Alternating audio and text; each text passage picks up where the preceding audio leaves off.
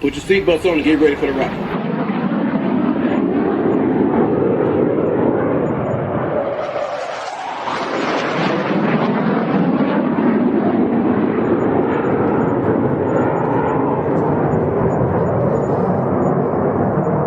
We're the freaking New York Jets, so we're built for this shit.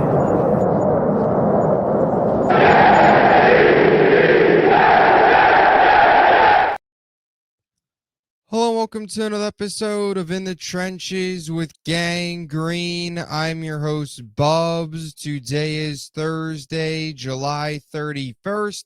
Hopefully everybody's having a good day so far today. This is episode 586 of the In the Trenches with Gang Green podcast. I thank you, as always, for joining me. For those tuning in on YouTube, make sure to please like and subscribe.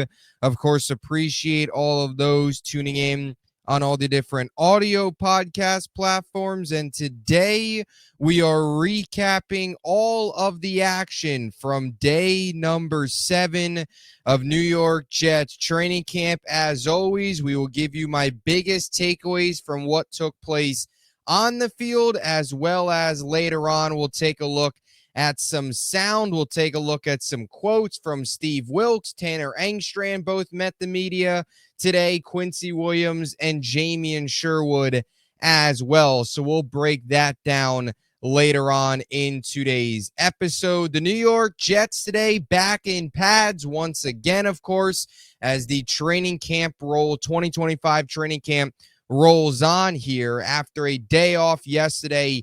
Hit the practice field once again today. Already tomorrow, we hit August. Tomorrow will be August 1st. So getting closer and closer to the real thing here for this New York Jets team. As we always do, we'll start here with what took place on the field today. For Justin Fields and this New York Jets offense, it was certainly a bit of a bumpy day at times. There was some positives definitely, but certainly some things that didn't go necessarily well from an offensive perspective. Overall, a bumpy up and down day for Fields that saw him finish a total of 5 for 12 in 11-on-11 drills with a touchdown and interception.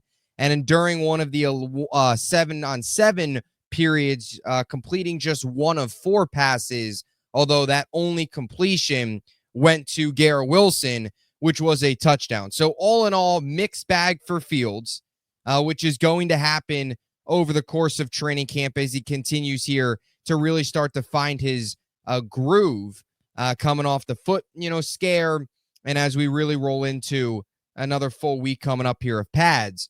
But today we'll start off first set of 11-on-11 drills. Things started off strong for Fields. After the 7-on-7 touchdown to Garrett Wilson, he was able to get a completion to Josh Reynolds on a crossing route across the middle to get them a first down early on in practice. But the very next play, overthrow intended for Tyler Johnson and into the arms of Tony Adams. So starts with a nice reception, starts with a nice play to Josh Reynolds, starts with a guy who he's targeted and relied on a lot going back to the spring, right? Reynolds emerging as the clear-cut number 2 for this team behind Garrett Wilson.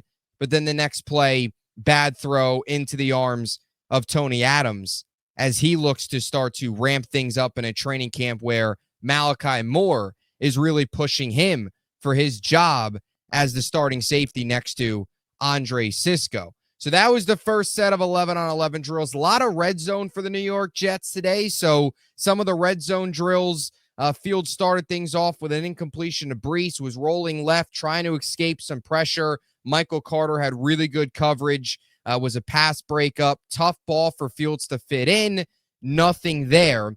Brees then had a rushing touchdown, but Fields was able to finish that red zone drive with a Brees receiving touchdown during just those red zone drills, not a full set of 11-on-11, but 11-on-11 red zone drills. So able to get Brees there involved, looked his way earlier during that session, couldn't get it to him, was able to get it to him to close things out. So that was certainly a positive. During the second set of red zone drills, he had a screen to Brees. Quincy was right there. Play blown up, went nowhere. Then there was a scramble away from pressure. And then Fields was looking at the back, looked like the back of the end zone. Tough to tell exactly who he was targeting, but the ball was batted down at the line of scrimmage. So that set of drills kind of fizzled out after that. And in the final set here of the main takeaways, 11 on 11 drive the field drills for Fields. Started with an overthrow to Garrett Wilson with Brandon Stevens in coverage. He shined today. We'll get to him here in a little bit because he was a big star from practice as he continues the strong summer. He then tried to get the ball to Isaiah Davis. It was incomplete under pressure.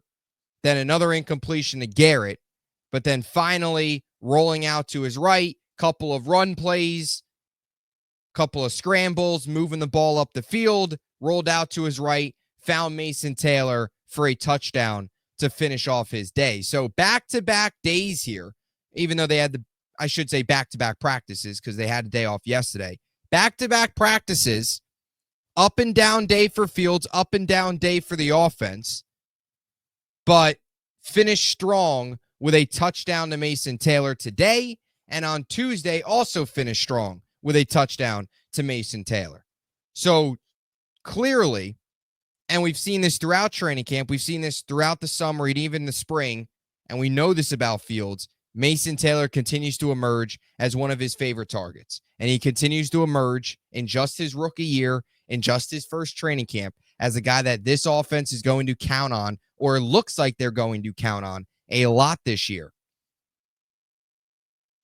even as a rookie in that tight end position, as they look for consistency year in and year out in that spot. So those are the main takeaways from Justin Fields. Mixed bag overall. Some highlights here from Tyrod.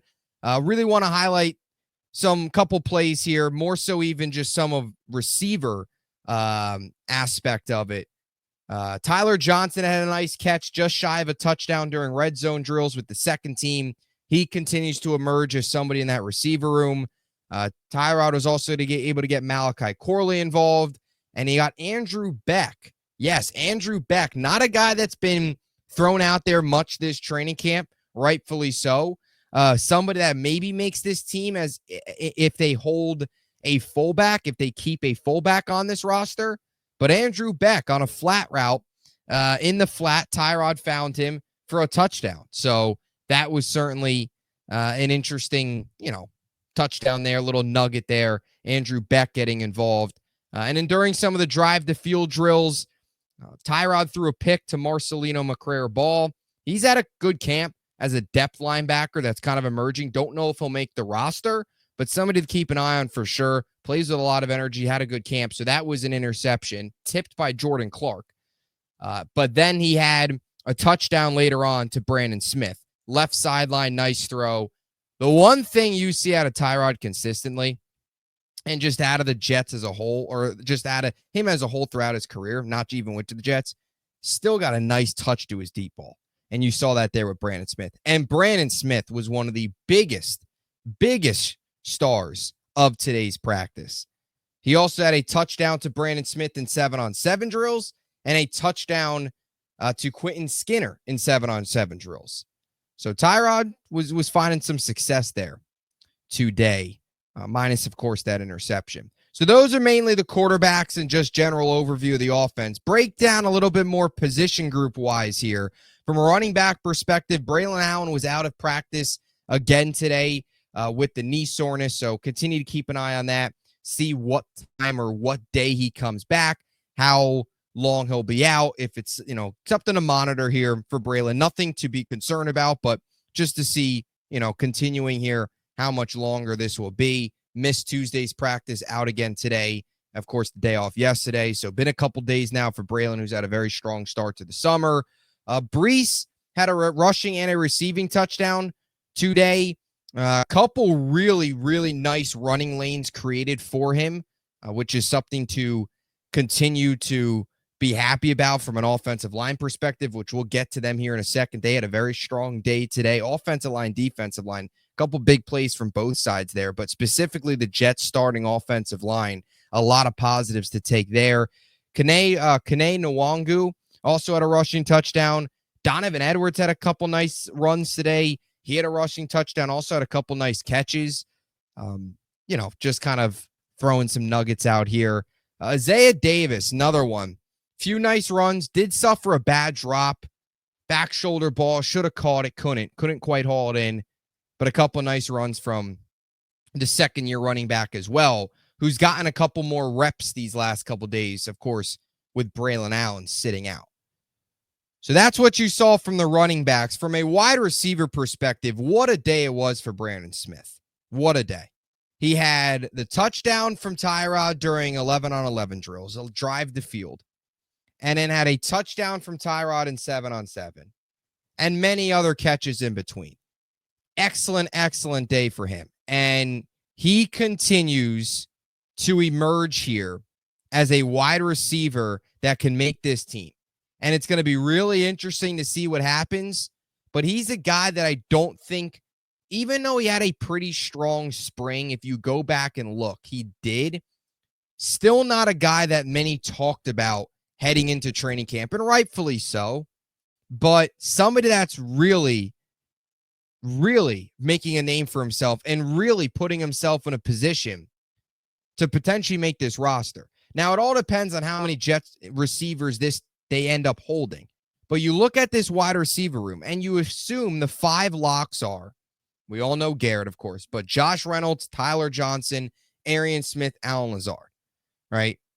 Your draft pick, your 3 veterans, and then Garrett's your 1. No question there. Maybe Lazard, you can make a case, but let's say 5. So if the Jets hold 6, that's where you kind of have a competition between really 4 guys. Corley, Gibson, Pritchett, Brandon Smith.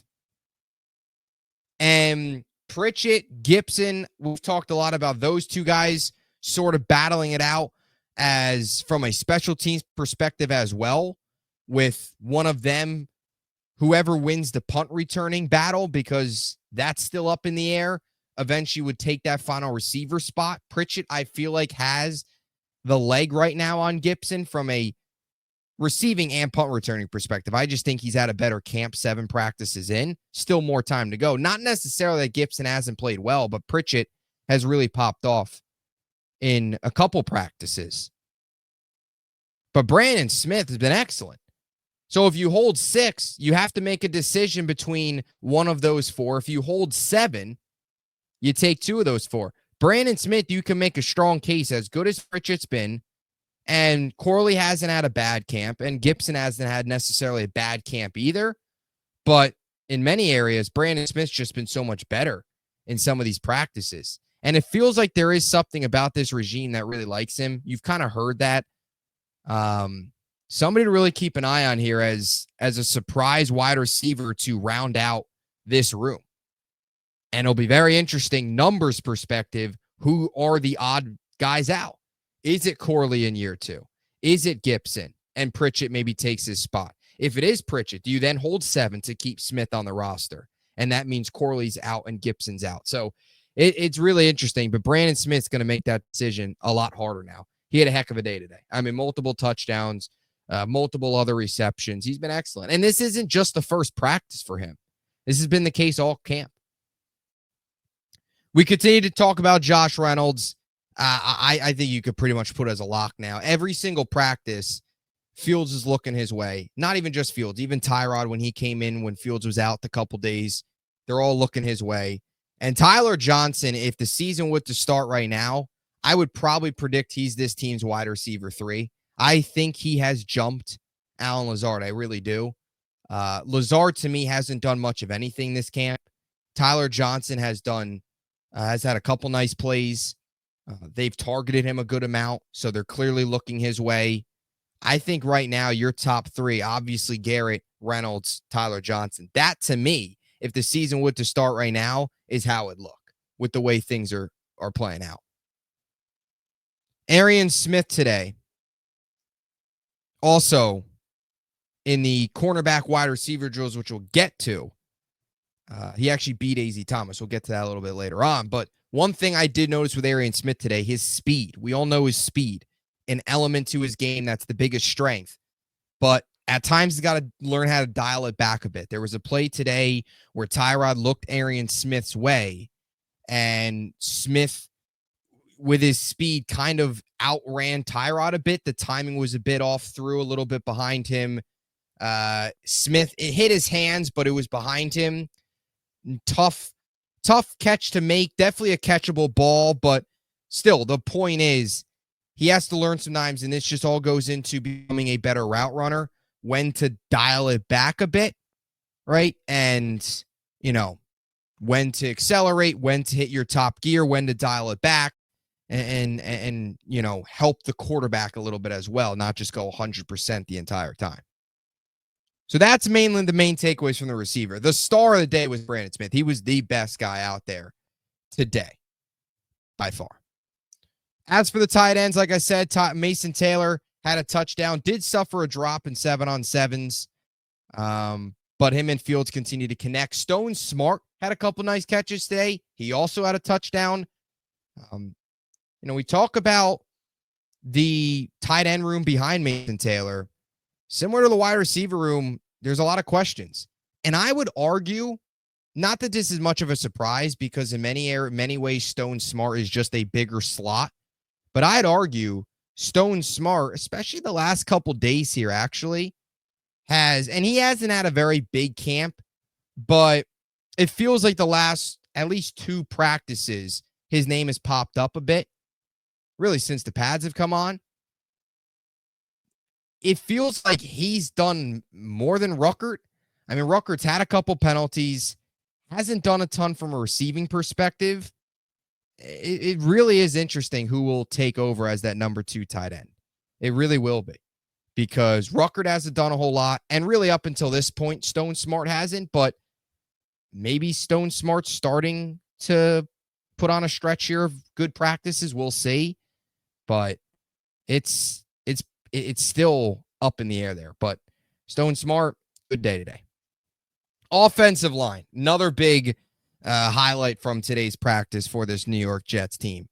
This was a unit today that was excellent in a couple different areas. Olu was awesome, and Olu's been great all camp. I've said that in the 2 days that I was in attendance, and I'll be there again on Saturday. Can't wait to get back out to One Jets Drive.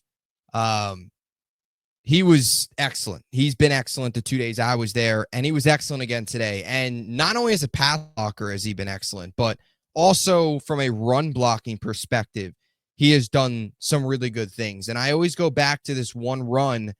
I think it was Saturday, the second practice that I was there for, where Brees bounced outside.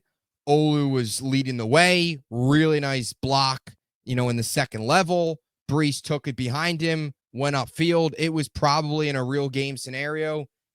Nice 10-yard run. Kind of tough to tell how much further it would have went, but not even the point is how far the run went. The more point was Olu getting out and getting a nice block upfield, creating a hole, run blocking. And his pass blocking, we all know, and that's been excellent. He's winning pretty much every single rep. There's really not too many times this camp, this summer, that you can point to Olu losing a rep. He's been excellent. But the run blocking coming along here early on in the summer is even more encouraging, because that's really the weakness. It's not that he's a terrible run blocker, but that's not his strength. If he continues to show off as a run blocker and become just a complete tackle, that's excellent for this team, especially from a run game perspective. Olu improving in that area is huge. So he's had a very good summer as he looks to have a big year too. And the right side of the offensive line today created a couple big holes. John Simpson, AVT, Membu, Tippmann as well, all those guys on that right side. So both tackles doing some good things. Membu in the run game had a couple nice reps. AVT, that right side in general, and there's been some runs as well on the left side behind Simpson, behind Olu, that have opened up as well. So lots of positives from the offensive line. Now, as for the defensive line, Quinnen Williams left practice today with a calf injury, so hopefully nothing major there, and he's back out soon. As for some of the defensive line highlights, Some of the depth guys stepping up today. Eric Watts had a tackle for loss against Brees. Tyler Barron had a tackle for loss. Rashad Weaver had 2 sacks today. Jay Tufele had a sack. Jay Tufele, I mentioned this a couple days ago. The 2 days that I was there, he looked good. He had 2 very good practices. He has quietly put together a nice summer up to this point, and an interesting name to keep an eye on in that defensive line room. And I also want to mention Peyton Page. While he didn't have a big day today, Peyton Page is a guy that had a huge practice on Saturday and then had a big practice, I believe, on Tuesday as well when the pads came on. Had 2 to 3 days in a row. I think Monday as well.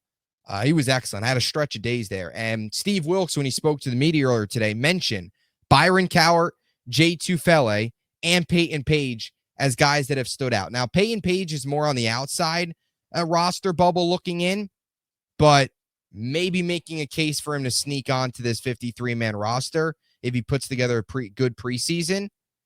But more so with Tufele, this is a guy that's, I think, been a little bit of a surprise in a good way this camp. Had another sack today. And Rashad Weaver. You want to see these edge rushers, Tyler Barron as well, these depth edge rushers show you something because they're going to play a role earlier in the year with Jermaine Johnson out. Or Jermaine Johnson, I shouldn't say out, rather, easing himself back into it to open up the season. Leonard Taylor also had a sack today, just completely ran over Josh Myers. And that's good to see from Leonard Taylor. He's had a little bit of a quiet camp, had a little bit of a quiet spring. It'd be nice to see him here put up a couple good practices in a row, a couple nice good preseason games as he looks to emerge after a rookie year that saw him, throw out some flashes on tape.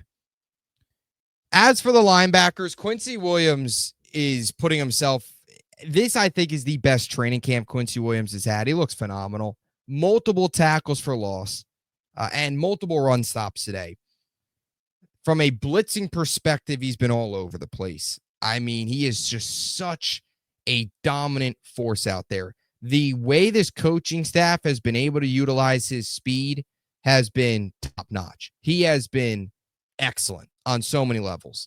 He looks dominant heading into a contract year, and in this defense, looks like he could be in for a career year. He does. And I know you might be saying, oh, you're overreacting. It's July 31st, but it's serious, though. What he has been able to do, and I know it shouldn't come by much of a surprise, it's Quincy Williams, but he has hit another level so far this camp.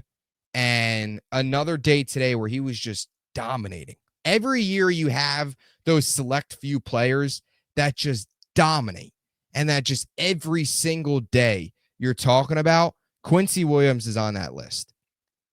Even though he's already been so good for this team, it feels like he is in store for a monster season if this keeps up. He has been excellent and has fit into this defense perfectly.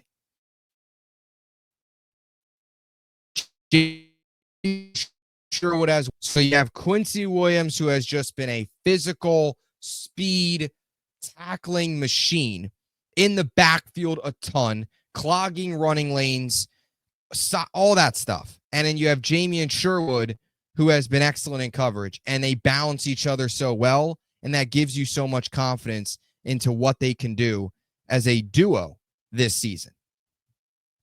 As for the secondary, Brandon Stevens had a very strong day today. One of the bright spots on the practice field, had multiple pass breakups.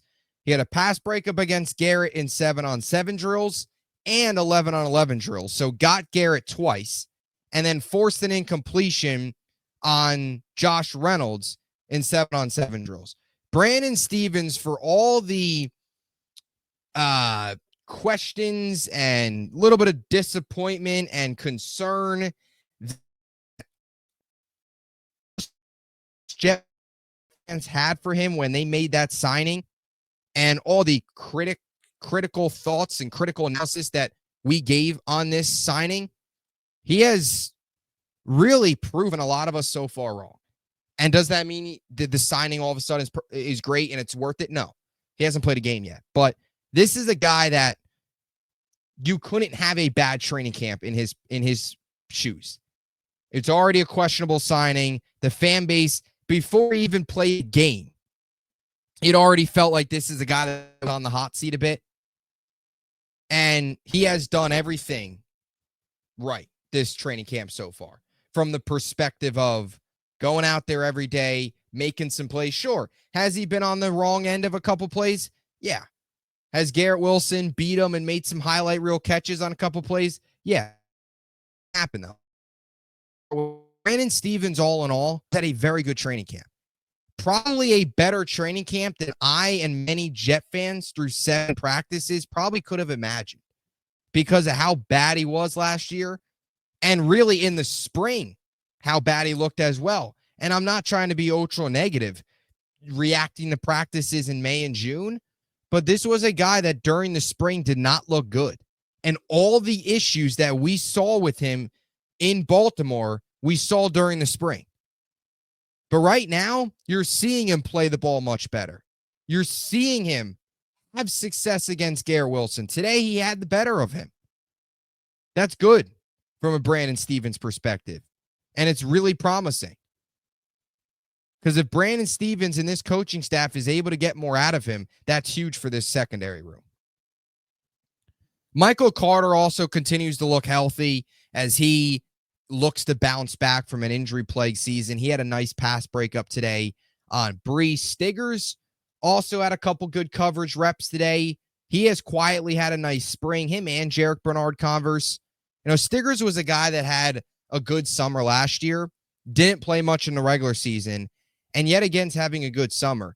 There feels to be something there with Stiggers. It's tough for him to see the field because of how deep this cornerback room is and who is in front of him. But certainly a guy that continues to project as a nice depth piece if he makes this 53-man roster. Andre Sisco also had a sack. He's been active all over the place. Blitzing, tackles for loss, coverage. Sisco has made a nice first impression as well. Brandon Stevens and Andre Sisco have made nice first impressions. As for special teams, Nick Folk, the Jets' folk hero, he was back. 6 for 6 today, just like the old days. Excellent practice from him. 2 of those 6 makes were from 50-plus as well.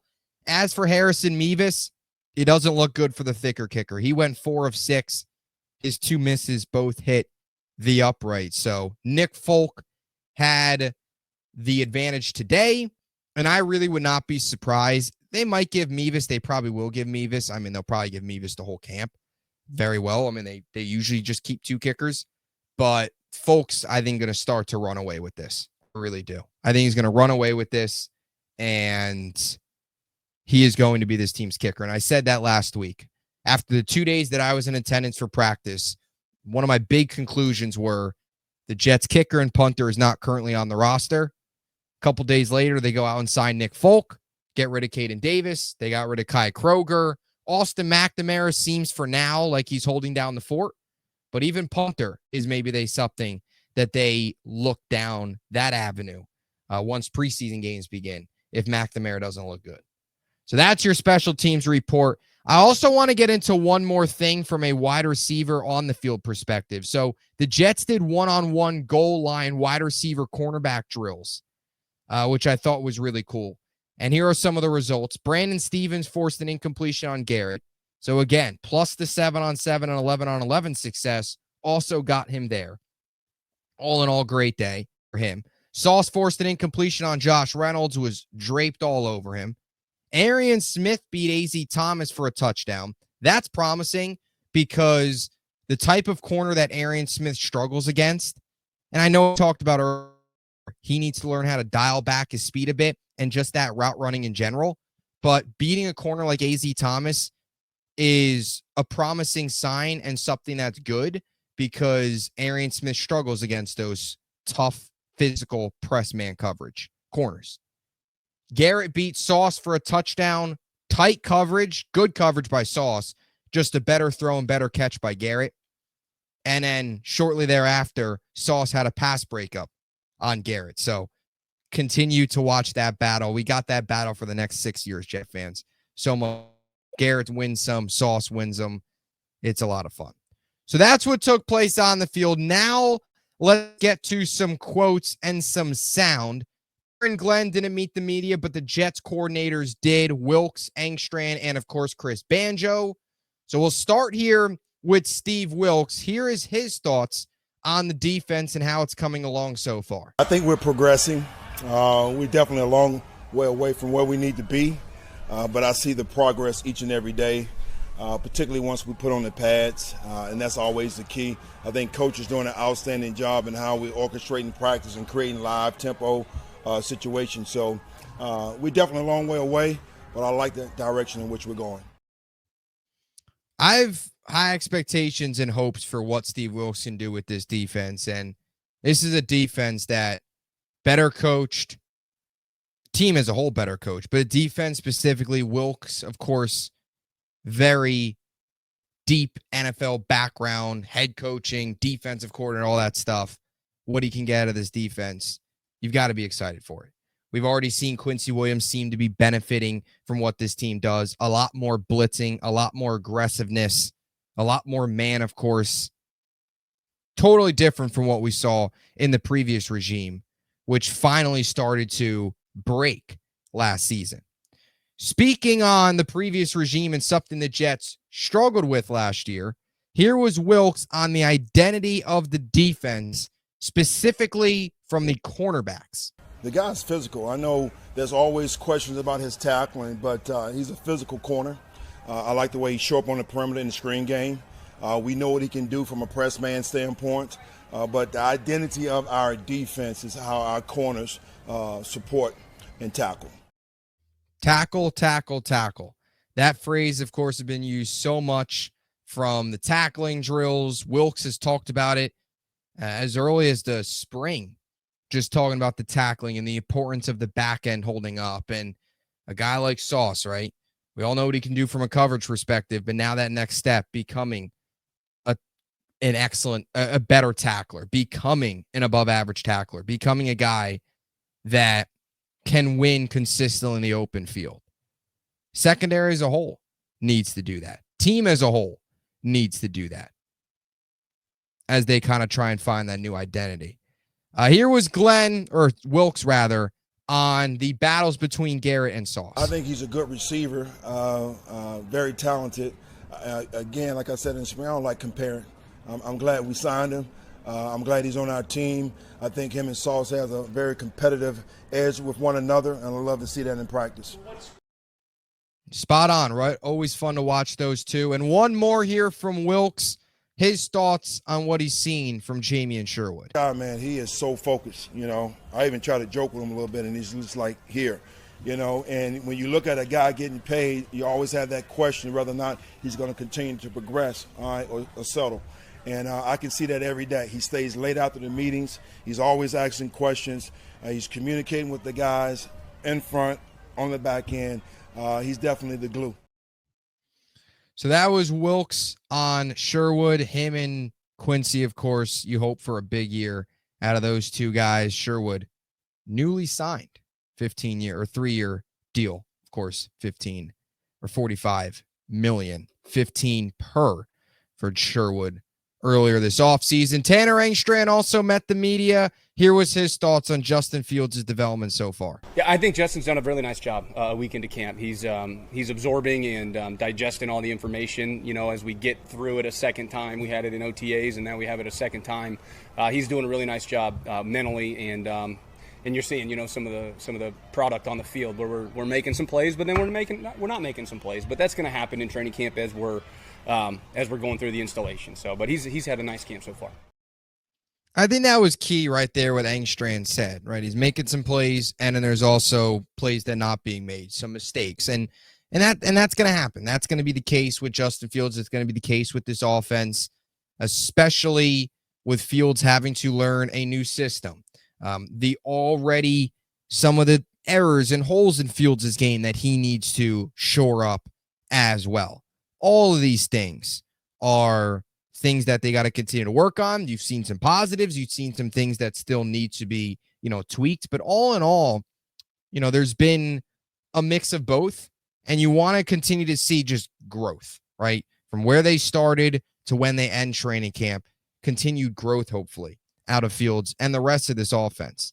As for Quincy, he also met the media and had very high praise for the physical practices, Aaron Glenn, and what he's seen so far. I love this right here. As soon as we put them pads on, that's my thing right there. I also like we was in OTA. Coach Glenn had already said we're gonna be physical during training camp. I said, you talking my language. You come here speaking the same thing.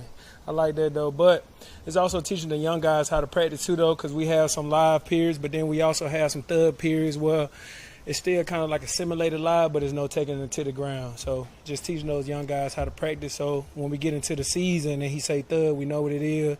And on game day when we say live, we know what it is.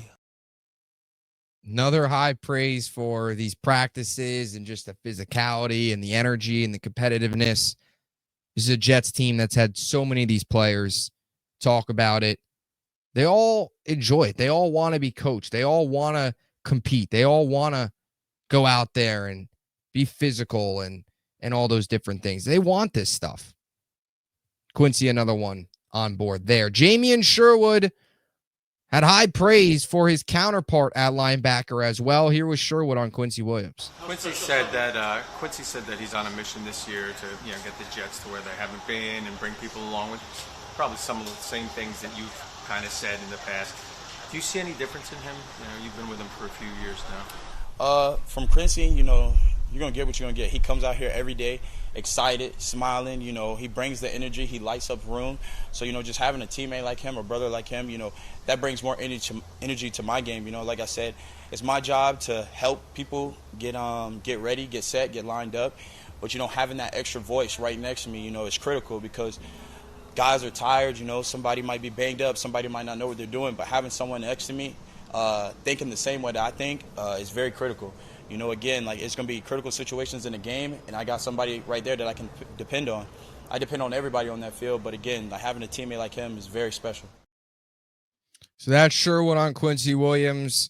All right, hope for those two to have a big year, and you've seen a lot of positives already in training camp for what they can do in this new look defense. So that'll do it. Another episode in the books. Appreciate you all so much for tuning in. Let me know what you think in the comment section down below. What are your biggest takeaways from day 7 of New York Jets training camp? Any other Jets takes you've got? Let me know down below. Appreciate you all so much for the support. Until next time, JETS, Jets, Jets, Jets.